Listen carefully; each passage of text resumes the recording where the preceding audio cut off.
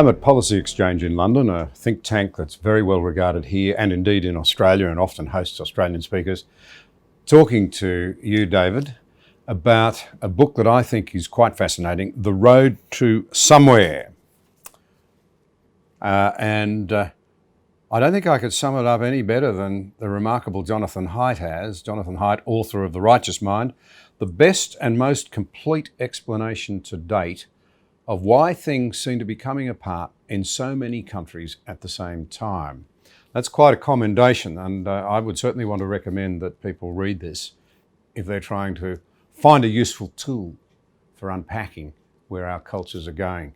But David, before we come to the book, can you tell us a little about your own career as a writer, as a commentator, as a think tanker, and how you came to write this? Yeah. My own personal background is quite sort of conventional, upper class. My father was actually a Conservative politician. So naturally, I became a leftist when I was young. I was kind of more or less a Trotskyist at university. I then sort of gradually moved to the more sensible parts of the centre-left for most of my adult life. I was a journalist, first on a local newspaper up north in York, and then I got a job working for the Financial Times, which included a period covering German unification. I was a foreign correspondent in Germany at the end of the 80s, beginning of the 90s. And that, I think, that sort of gave me bigger ideas than I'd had previously. I thought the idea of going back and spending the next 10 years becoming features editor of the FT or whatever I might have been seemed rather dull. So I set up my own magazine. I set up a magazine called Prospect, which was a monthly current affairs magazine. And that, it never did that well commercially, but it kind of sort of thrived. It survived. It still exists. I edited that from 95 to 2010. And it was, I guess during that time that the magazine developed a reputation for, although it was considered very broadly on the kind of liberal centre-left, we developed a reputation for questioning some of the shibboleths of contemporary liberalism. I wrote an essay back in 2004 called Too Diverse, which was about the tension. It was really very much directed at the centre-left and questioning, or rather pointing to the tension between the sort of, in a sense, the two modern guiding principles of the centre-left, which remain the old principle of solidarity, but the new principle of diversity, and the extent to which these two things pull against each other to some extent. At least, if you accept the common sense notion that people are ready to share with people with whom they have a fair amount in common. They're ready to trust people with whom they're familiar. That doesn't mean to say they have to have the same skin colour or even pray to the same God, but they have to have sufficient common norms and experiences to want to share public space and their resources in a modern welfare state democracy. The essay was printed word for word in the Guardian newspaper, the main centre-left newspaper, and that caused a bit of a furore. And that got me into the whole question of race and immigration and multiculturalism. And I ended up writing a book called The British Dream, came out in 2013. By that time, I'd given up Prospect, but I'd got very much into that whole subject. It was really through that, through a kind of, in some ways, sort of starting to sort of see the world from the point of view of the ordinary British person, and not sort of taking the sort of classic de haut en bas sort of liberal left view of what ordinary people ought to believe about the world. And it seemed to me most of the people I met who had reservations about large-scale immigration were perfectly decent people. They just didn't want society to change so rapidly. They placed a lot of store on security and familiarity, and those people didn't seem to me in any way to be bad people. And I think that sort of gave me a different perspective on the world from the one that I'd sort of had, as I say, as a sort of relatively orthodox sort of centre-left person for most of my adult life. And I would now regard myself as a sort of centrist. Indeed, probably Daniel Bell, the American political scientist, was asked for his political credo, I think sometime in the 1980s, and he talked about how he was, I'm translating slightly, but he basically said, I'm a kind of market-friendly social democrat in economics, I'm a liberal in politics, and I'm somewhat conservative in social and cultural matters. I think that's roughly how I would describe myself. But also, I think it's actually where probably the majority of our voters are. I mean, it's the sort of hidden majority in many developed countries that, for all sorts of historical reasons, the party system possibly hasn't reflected until now. And it may be that we are now rearranging ourselves slightly more around that kind of Daniel Bell vision. But I think partly because the left in the 60s and 70s, the left went off in a very sort of, in a kind of more culturally radical direction. So notions of faith, flag and family, for want of a better term, became rather discredited on the left. Sort of traditional values became rather discredited on the left, at least for the leadership of the left, if not for their traditional core voters. And similarly, I suppose you could say on the right, the old sort of one nation conservatism evolved, at least for a period, into that more kind of Reagan, Thatcher, free market individualism. So as I say, we've sort of that missing sort of centrist middle has gone rather underrepresented, I think, in our politics.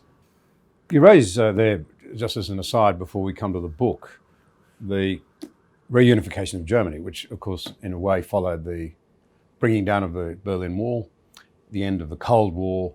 At that stage, I think most of us were optimistic. Democracy had won out. The way to freedom as we saw it in the West was essentially secure and that would spread across the globe in a period of enlightenment. In fact, now we seem to be deeply fractured amongst ourselves. We're almost at war with ourselves. When I look at America in particular and now Brexit here, instead of focusing on the need for some degree of unity in the face of external challenges, we're at war with ourselves.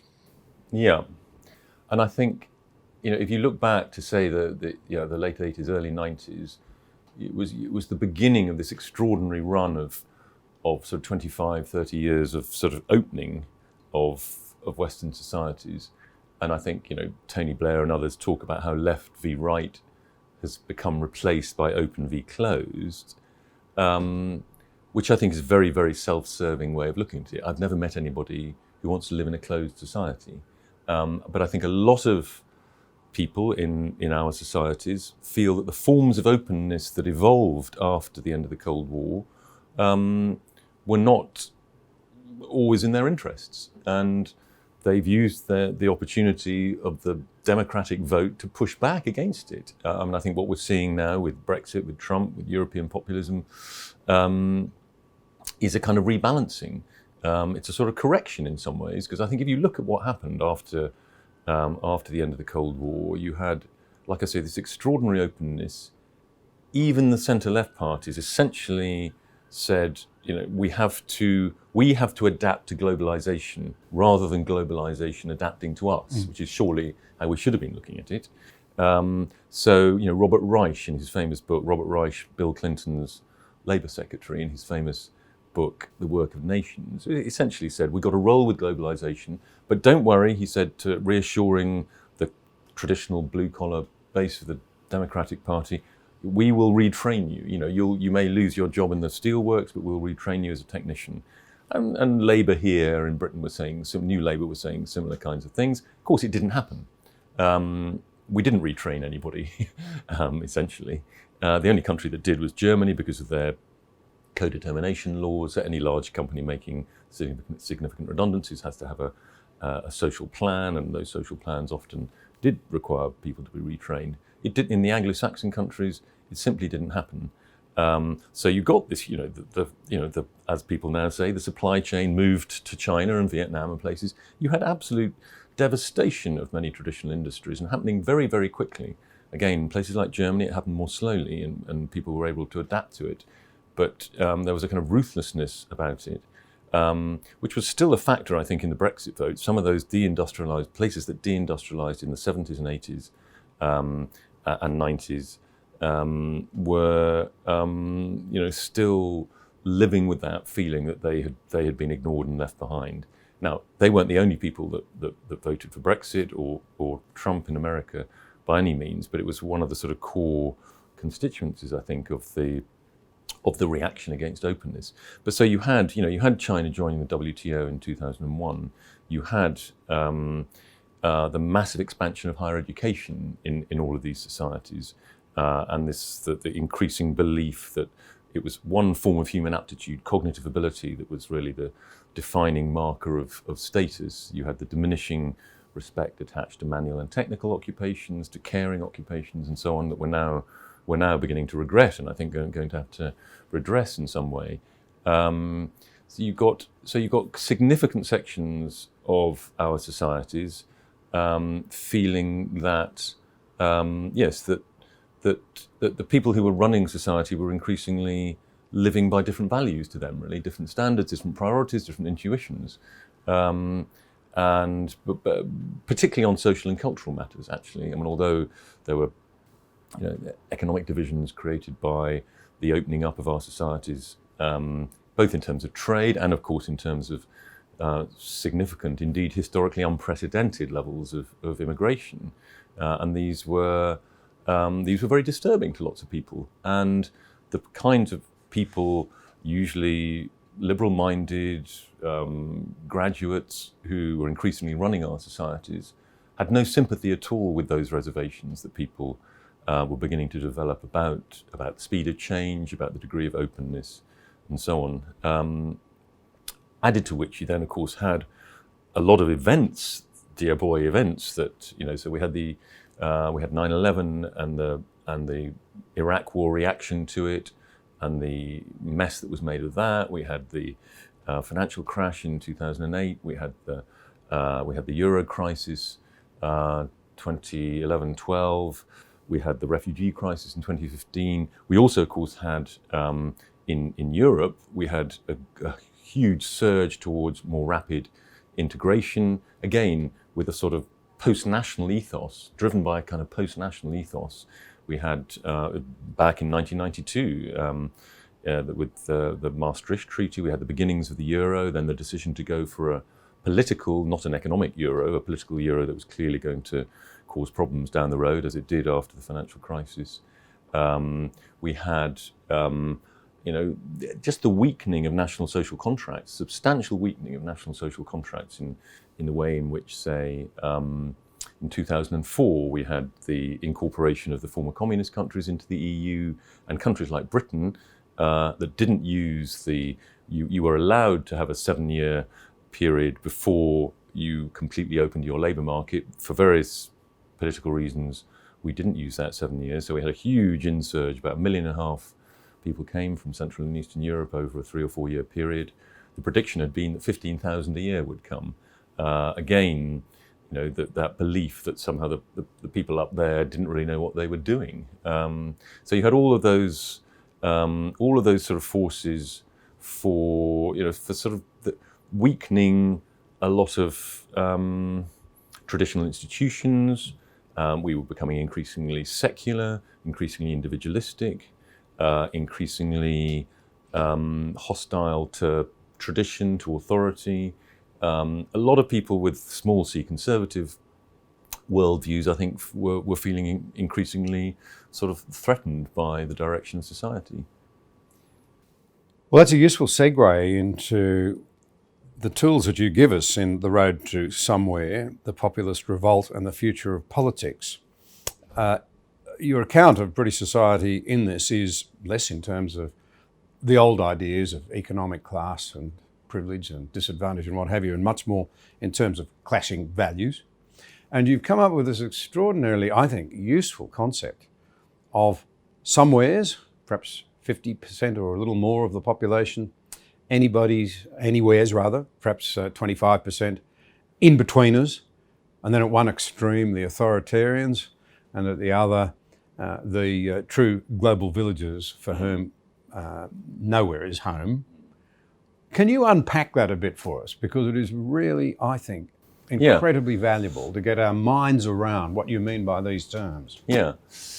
No, I mean, I seem to have struck a chord with these labels, which is one of the reasons I think the book has done rather better than I expected.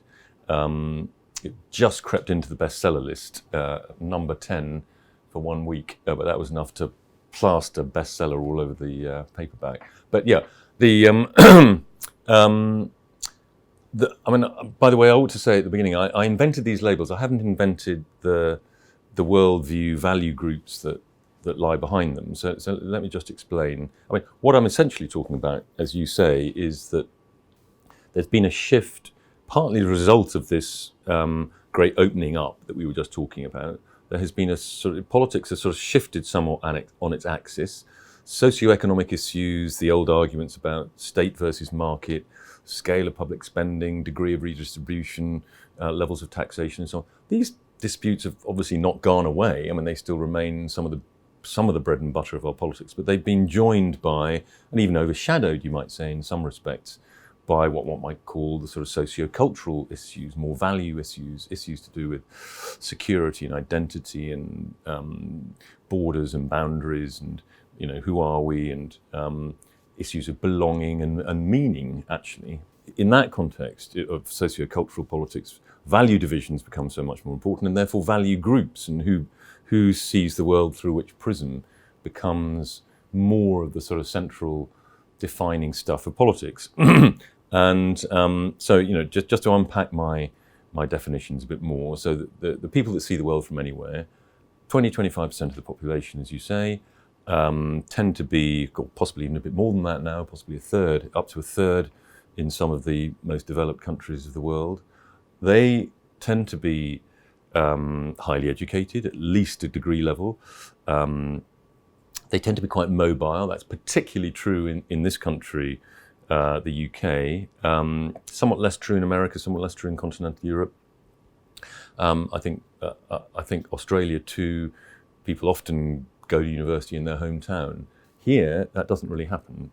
The vast majority of people, we still have overwhelmingly residential universities, and that's a very big factor, I think, in helping to sort of divide people in a way. So you leave your hometown, whatever your social class background, you leave your hometown at the age of 18 or 19, travel 120 miles or whatever to another place, you create new networks. You may never go back to your hometown, at least to live permanently.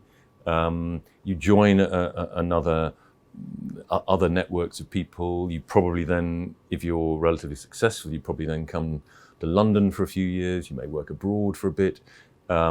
You become much more derooted. And that's kind of neither a good thing nor a bad thing, but it's a fact, and it means that you're much less likely to know somebody socially who's a plumber or an electrician. And it was interesting when I was going around talking about my book in the months after the Brexit vote. I mean, I would often ask people, how many people in the room voted Brexit, and one or two people would put their hands up. And then I'd say to the vast majority of Remainers, how many of you Remainers actually know anybody who voted Brexit? And again, only one or two people would put their hands up. You did get this real sort of social and geographical divide. But anyway, so the Anywheres tend to be educated, mobile, and they value the things that you expect educated, mobile people to value: openness, autonomy. They kind of have an interest in some ways, particularly at the sort of higher creative intellectual end. They have a kind of interest in the free flow of ideas and see borders as somehow inherently disagreeable things. The other thing about Anywheres, and obviously I'm generalizing enormously, but I did spend a lot of time with my nose in the British social attitude surveys. So, when I say 25-30% of the population have these broad worldview attitudes, I mean, there is evidence behind it. It's in the data, as the academics like to say. The book is full of data. Yeah, I mean, one or two chapters are quite number heavy. But I think one of the key things to understand the Anywhere worldview, apart from those things I've mentioned, is the way in which people develop their identities, their notions of who they are. And I think if you are, there's the American sociologist Talcott Parsons famously talked about a spectrum, an identity spectrum, from an achieved identity to an ascribed identity. Now, we all have a mixture of both, but anywheres tend to have overwhelmingly achieved identities, meaning that their sense of themselves comes from their own achievements, their own actions. They passed exams when they were young, they went to a more or less good university, they've had a more or less successful professional career, so their sense of themselves, as I say, derives from their own actions, their own abilities, or so it seems to them. And that means that their identities are kind of quite portable. They're kind of porous, but they're portable, and it means you can sort of fit in anywhere. They're sort of individually sealed, and anywheres, even if they're quite left-wing in their beliefs, as many of them are, tend to be highly individualistic, partly as a result of their own life history, often being mobile, that sense of an achieved identity. It's a very individualistic thing. And as a result of that, they tend to be comfortable with social change. They can surf social fluidity comfortably. If you look at the other big fuzzy worldview group, the people who see the world from somewhere, they are the kind of other side of the coin. They tend to be much less well educated. They tend to be much more rooted. Still about 60-65% of the British population live within 14 miles of where they lived. Sorry, within 20 miles of where they lived when they were 14 years old.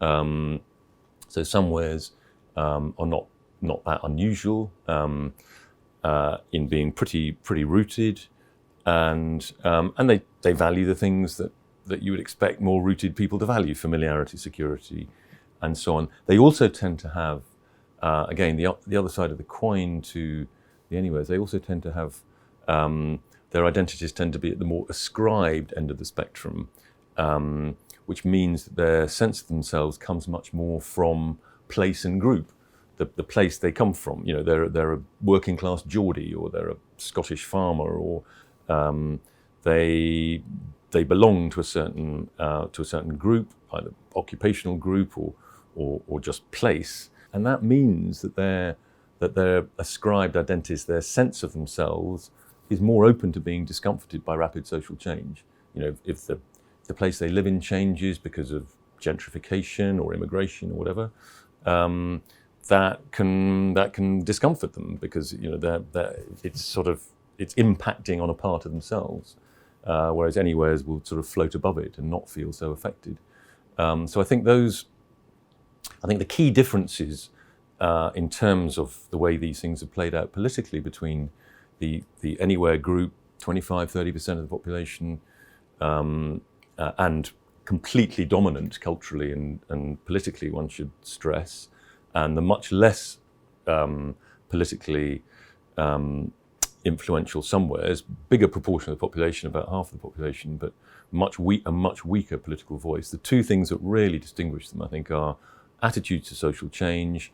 Anywheres basically happy with it, somewheres not always unhappy with it, depends what the social change is, but more skeptical about it. Change is often seen as loss, not always, but often, because of their sense of themselves coming from place and group. So attitude to social change and attitude to group attachment. Anywheres tend to rather look down on it, suspicious of it, particularly if it has any sort of ethnic content to it. It must in some way be xenophobic. If you're very strongly attached to an in-group, then you must be hostile to out-groups, which actually, if you look at the psychological literature, is not true at all. You can be very strongly attached to an in-group and still be, perfectly open to outsiders. The two things don't follow at all. So you've got those key differences, and I think those key differences have played out on the stage of modern politics. People often say, this sounds very crude and binary, you're anywheres and you're somewheres. And of course, at some level it is. All I would say is, read the book. There are extensive shades of grey. As you mentioned earlier, there are lots of different kinds of anywheres. There are lots of different kinds of somewheres. At the bottom end, you have 3-5% of the population. Bottom end of the somewheres, you've got 3-5% perhaps who are, pretty much at the xenophobic, authoritarian end of the scale. Then at the top end of the anywheres, you've got as you say, you've got the kind of global villagers, people who live in transit lounges and have much more connection outside their countries than they do inside. The kind of people that Theresa May was having a pop at in her famous speech about if you're a citizen of the world, you're a citizen of nowhere. There's also a big in-betweener group who almost equally sort of share the two main value group priorities and intuitions. So that's my sort of broad schema, and I think it's it plays out.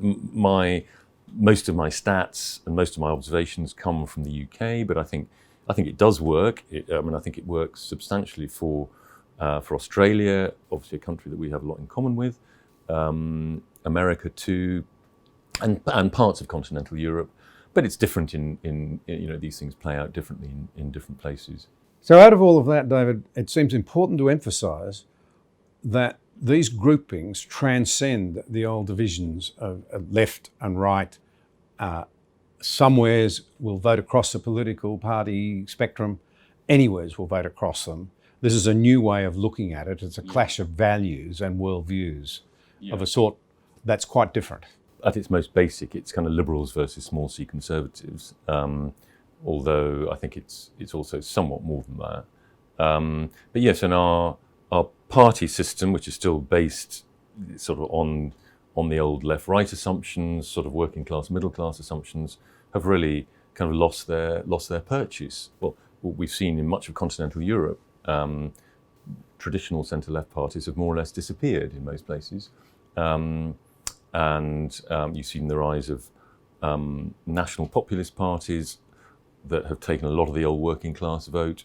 And you've got green parties and sort of far left parties that have taken a lot of the liberal graduate vote. And I mean, in the UK, I mean, the Labour Party has essentially become a liberal graduate party, completely dominated by liberal graduates.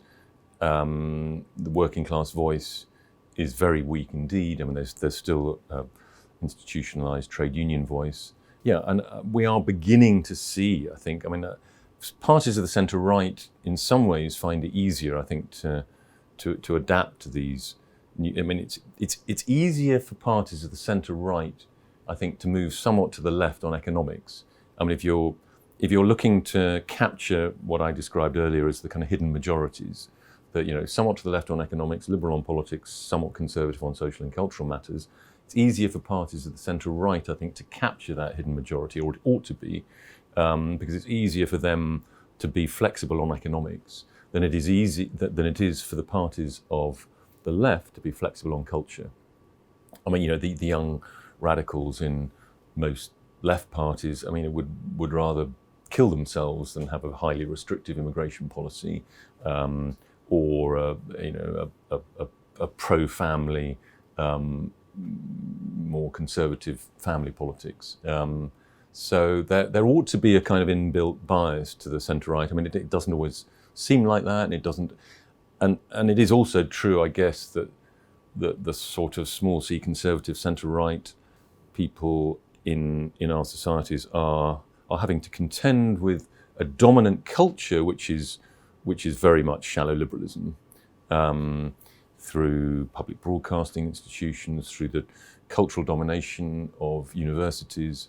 So, like as I was saying earlier, I mean, the anywhere class, if you want to put it like that, is overwhelmingly dominant, both economically, politically, and culturally. It has a centre-right and a centre-left sort of element to it. But if you look at almost any area of policy, the knowledge economy, I mean, the very term, the knowledge economy, tells you that, the people who benefit most from it are the highly educated.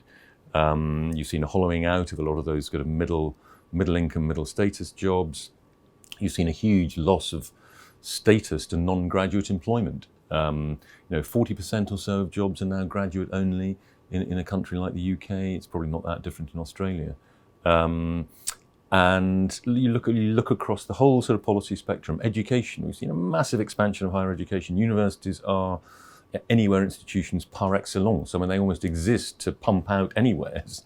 And we've seen, certainly in this country, a neglect of of traditional vocational, manual, technical training. So we have a huge skills gap. We've hugely overproduced generalist bachelor degrees and low-level apprenticeships, and the kind of manual technician skills that the modern economy still needs, we're missing.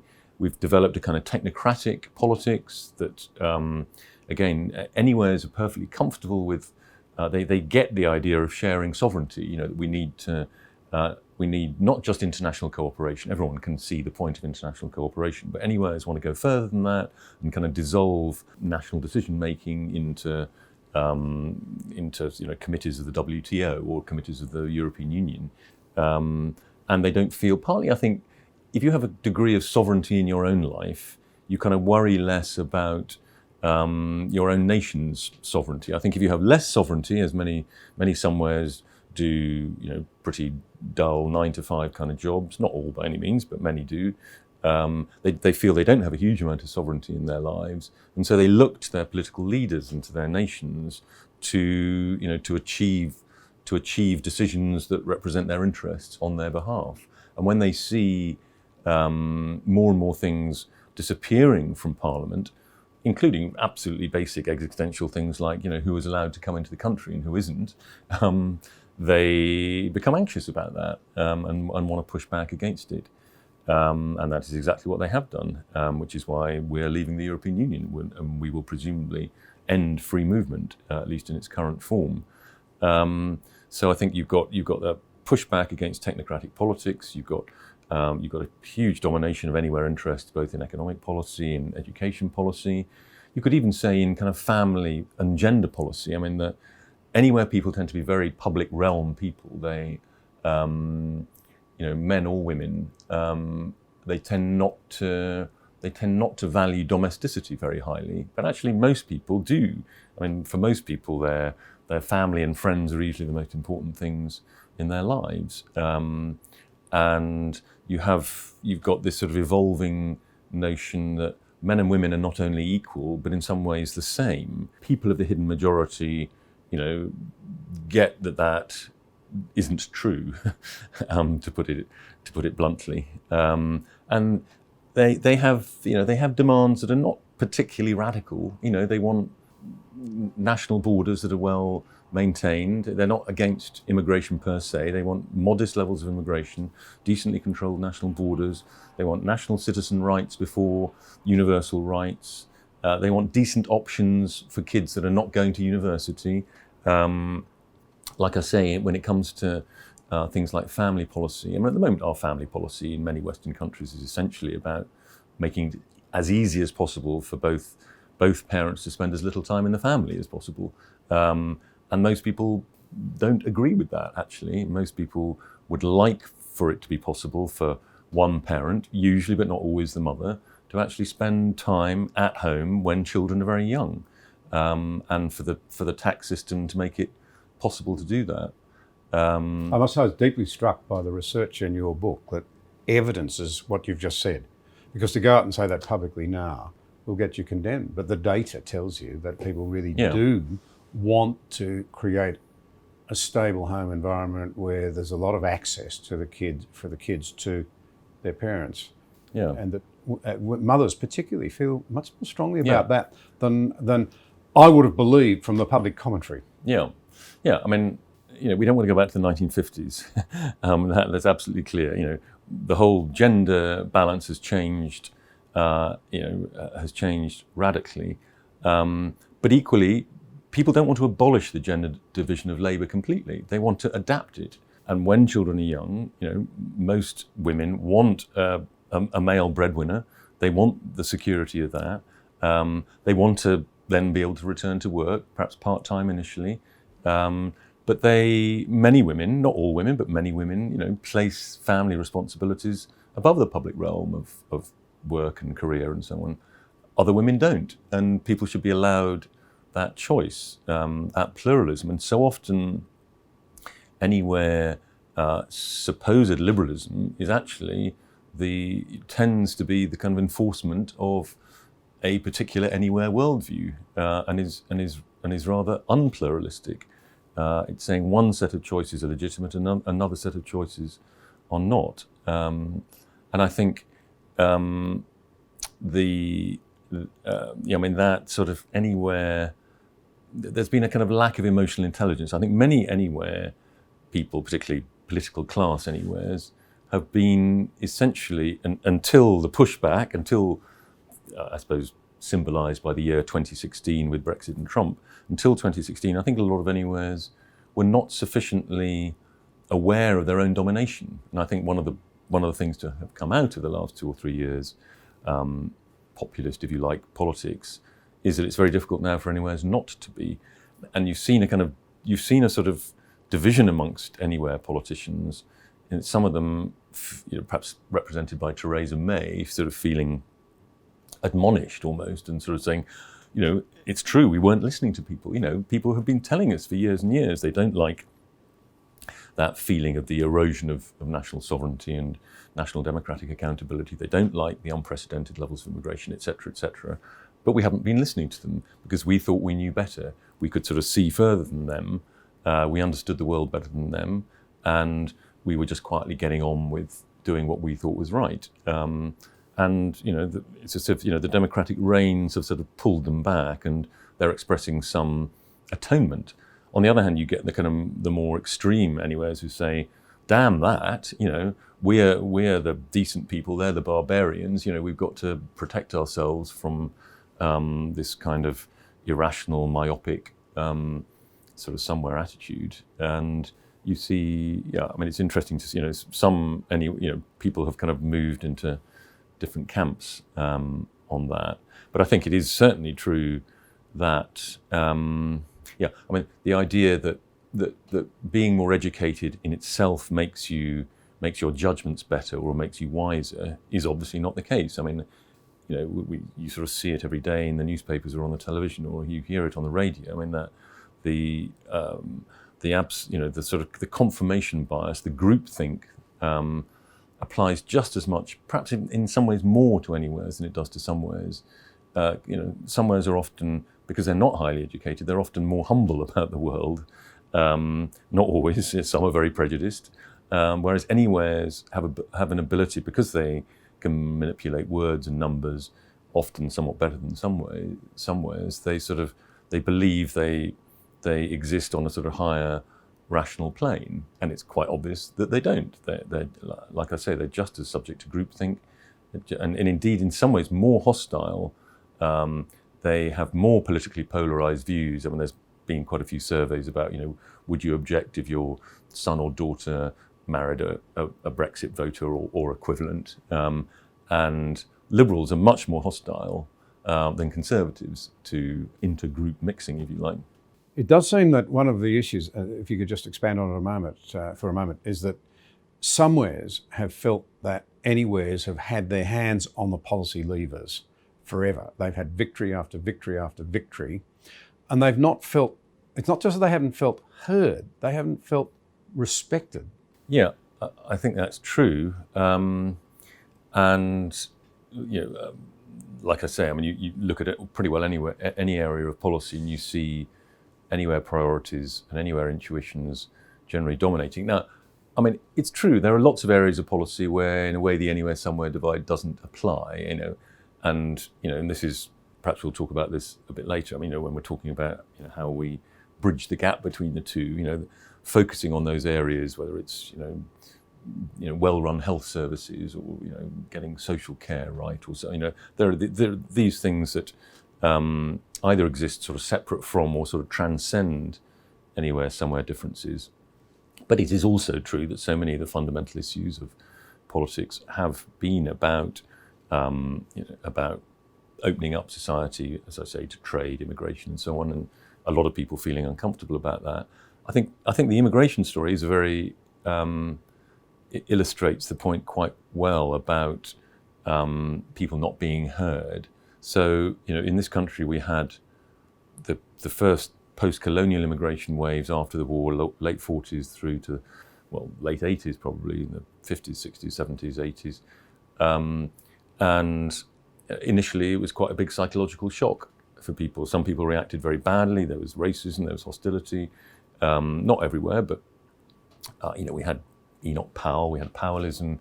There was discomfort in some parts of the country, and the politicians were able to, in effect, say, right, well, look, here's a sort of contract, as it were, a democratic contract.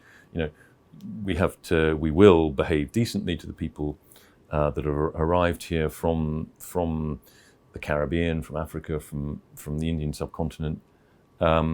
We introduced some of the most advanced anti-discrimination laws in Europe in the mid-1960s and so on.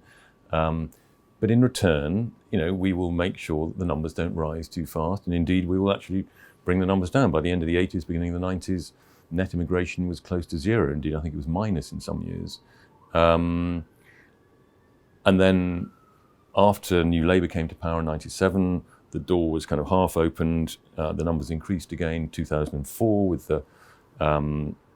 the former communist countries joining the European Union and being able to come straight into the UK labour market. It was a big shock. Like I say, it was about 1.5 million people came over a very short period of time. And anywhere economists will sort of say, oh, but this was a great boon to the economy. It wasn't actually. It was pretty neutral for the economy. The main beneficiaries were the people from the former communist countries, whose wages in their home countries were a third or a quarter of the level in the UK. So they did very well out of it. The economy, GDP expanded, but not GDP per capita, or not significantly anyway. And on the negative side, no one had predicted this quantity of people, so there was obviously extra pressure on GPs, on hospitals, on schools, and so on.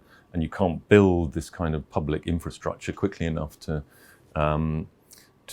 absorb people. So there was more pressure on public services.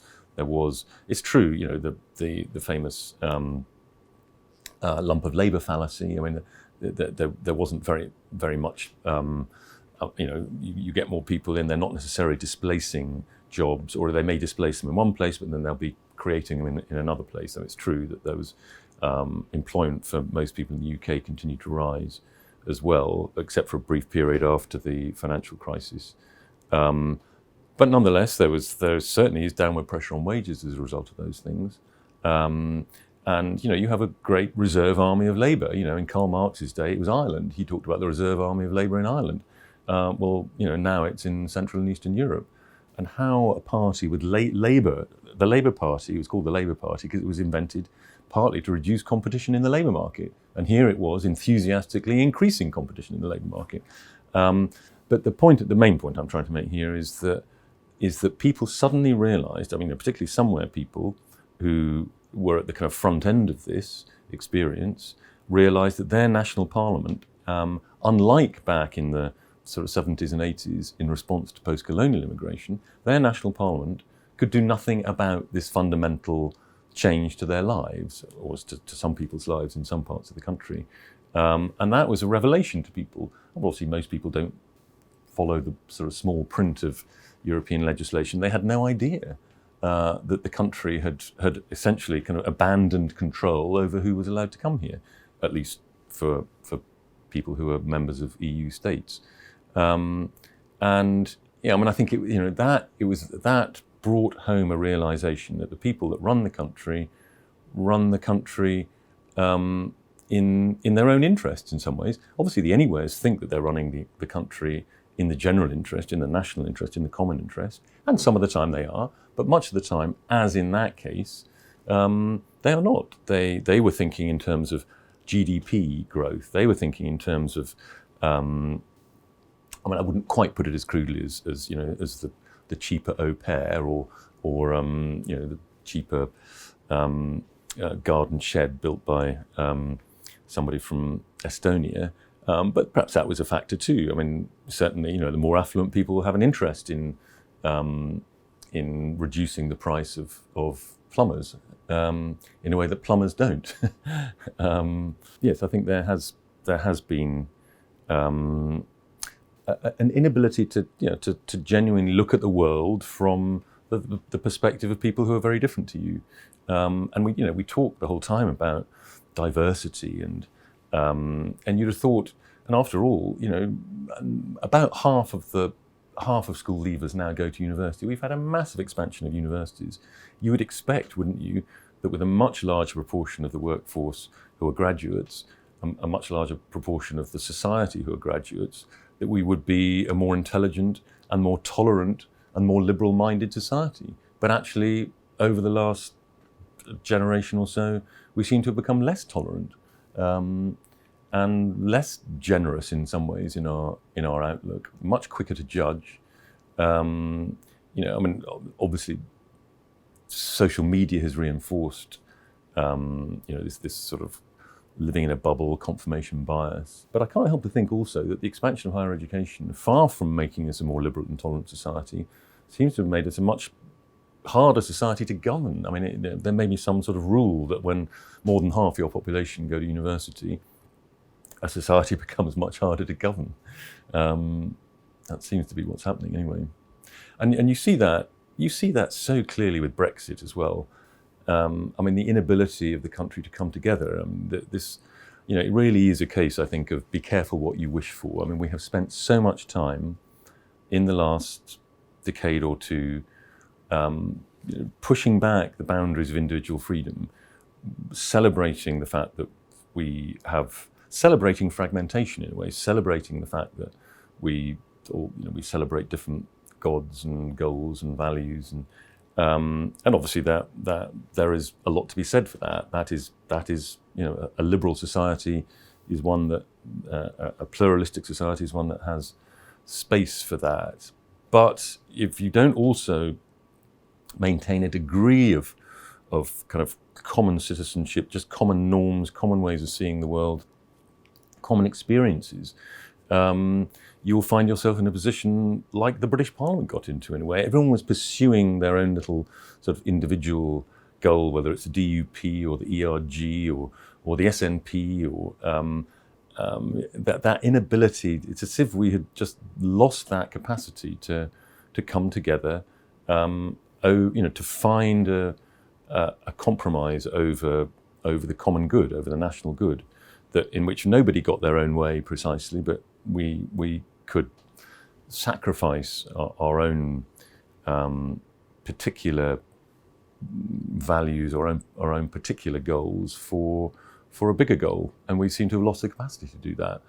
Now, it seems to me, in a sense, that the Brexit mess, where a society that so many of us in the rest of the world have seen as cohesive and able to sort out its differences, can be traced largely to that lack of willingness to respect others sufficiently to hear what they're saying, which I think is a big part of the thesis of your book. If the anywheres had been a bit more sensitive to the somewheres, a lot of this could have been avoided.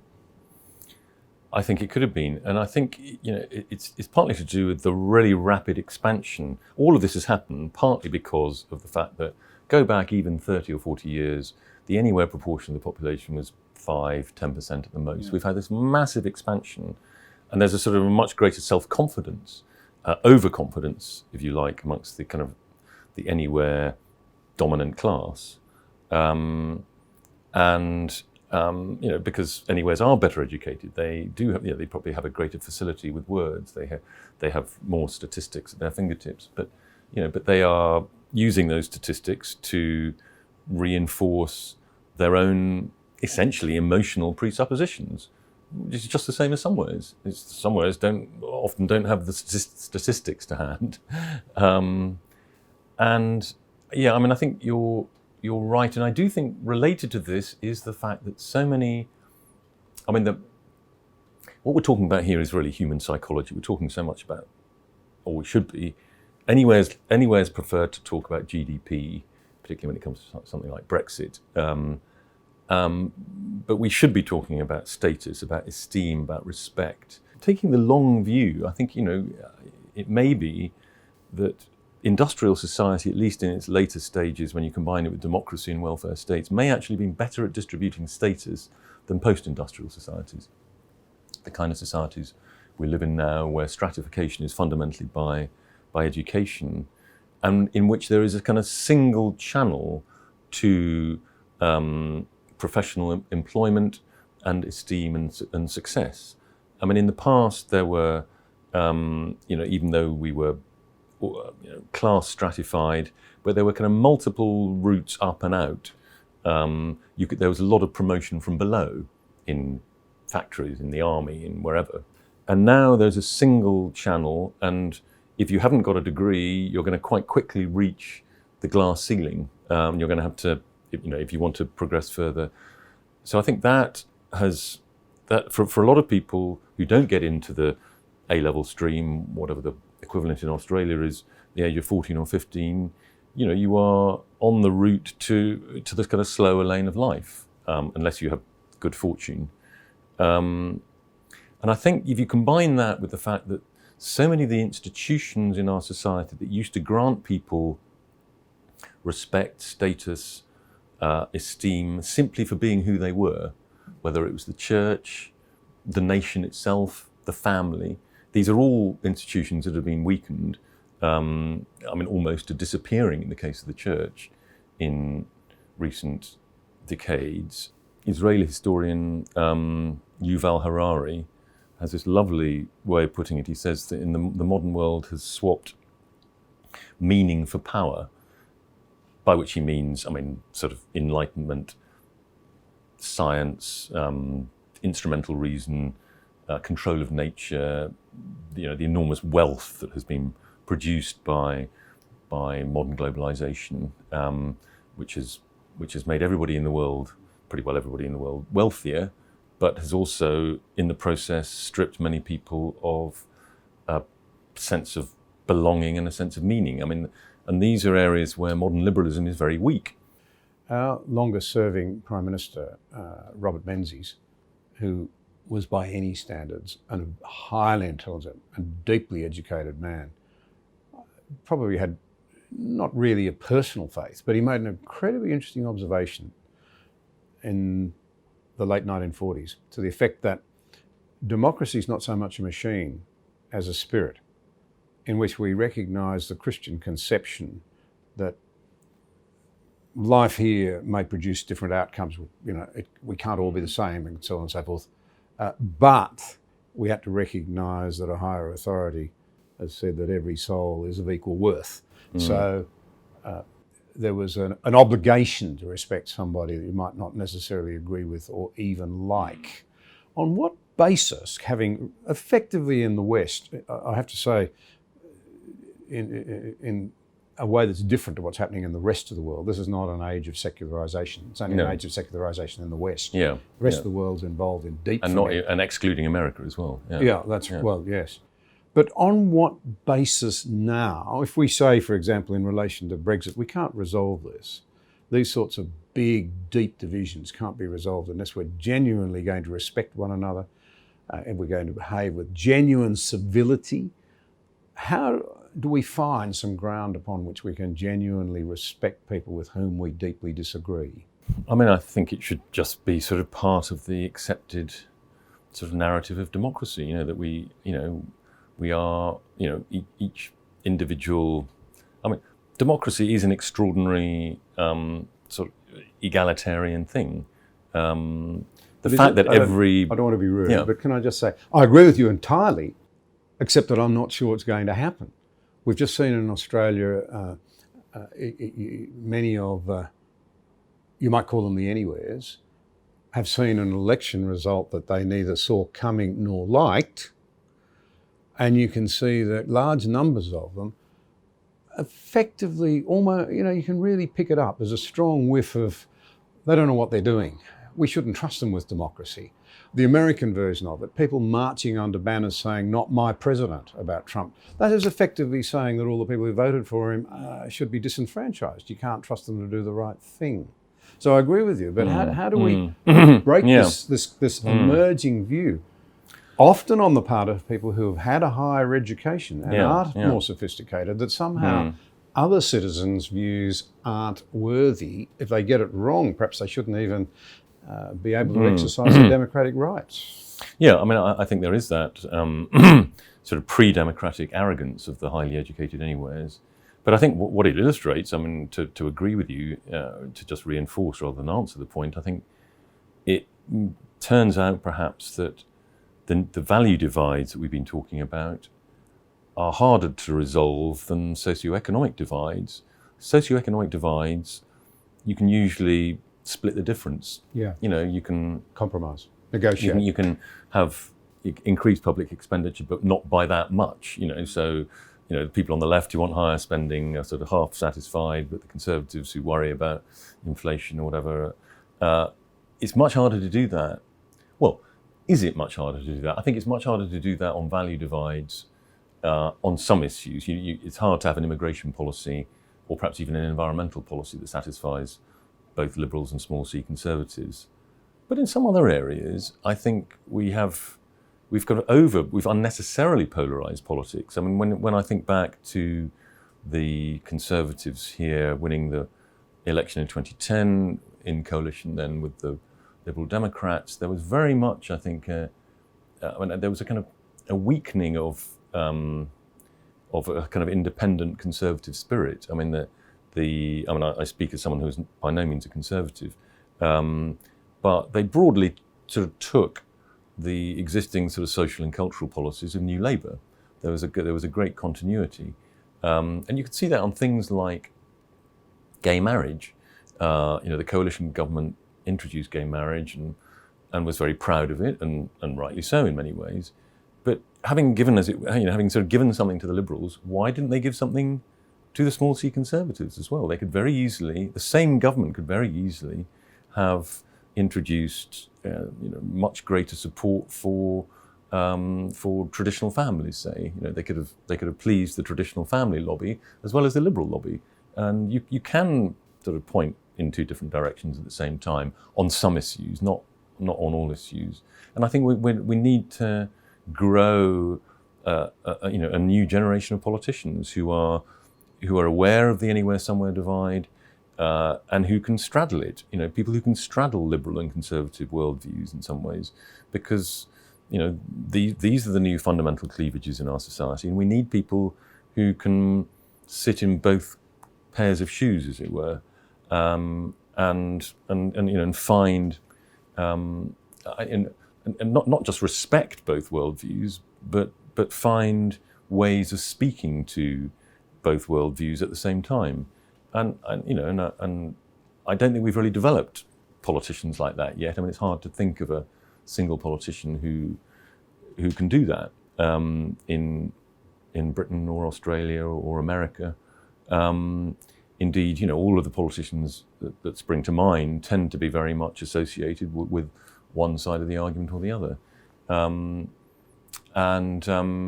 But maybe we will develop them. I mean, you might say, that those sort of soft centrist politicians, very loosely of the left, who emerged in the 1990s, like Clinton and Blair, we kind of need their equivalents for the value divides, perhaps, to emerge. But they're not there yet.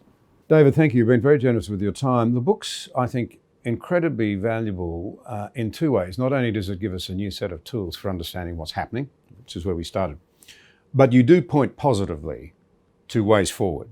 And I think that's tremendous. In particular, you recognise the need that we do need to hear one another again and give some ground, negotiated outcomes. And I think that leads me to just make this observation, that our parliaments ought to be the great clearing houses of ideas. You have Brexit before you, but there'll be many more after it. And the way in which it is settled will set up something of a standard, I think, for future difficult debates. We ought not to be afraid of full-throttled debate. It's when it becomes personalised, and to use that old expression, people play the man rather than the ball, that it becomes a problem. In fact, I would have thought that a civility or a commitment to civility is a commitment to a tough-minded virtue, even a duty, that becomes more important, not less important, as our differences become deeper.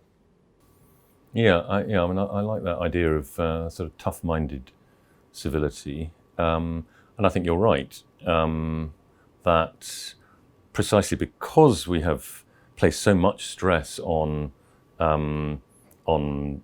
diversity and difference. We need to, alongside that, if you want lots of diversity and difference, you've got to learn the arts of navigating it, accommodating it. We seem to have lost that art in some ways. We've become more dogmatic, particularly in political values. I mean, I think I was saying earlier about how there's more hostility between, particularly from liberals to conservatives, rather less so the other way around, than they used to be. And clearly that's been reinforced by the embryonic stage of social media. And actually it's not just social media. I mean, it's the whole way in which the kind of economics of even conventional media has, perhaps partly led by the modern social media, has led to the kind of distilling of so much public debate into kind of slogans and headlines, and incredibly brief news bulletins and so on. The values of sort of public entertainment have infused a lot of news and current affairs.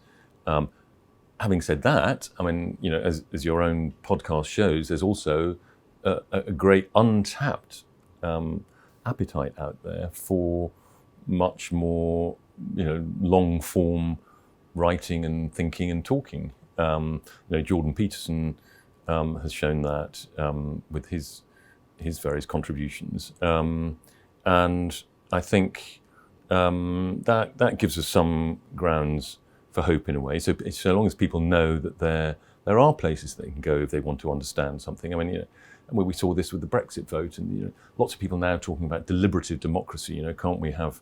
I mean, I think there are kind of problems associated with that too.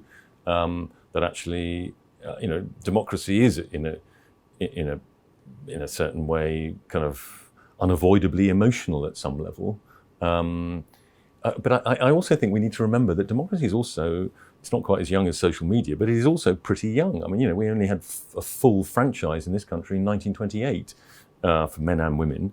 And we had... By which time, I might add, it was quite old-fashioned in Australia. Okay, all right, you were ahead of us there. But the attitudes and psychology of earlier eras kind of propelled democracy on for quite a few decades. I think, well into the post-war period, we still had attitudes of deference, say, that, I don't mean just deference to, I don't know, the upper classes or the church or whatever, but sort of deference to authority was still a big factor, and we've lost that, and in some ways that's rather good.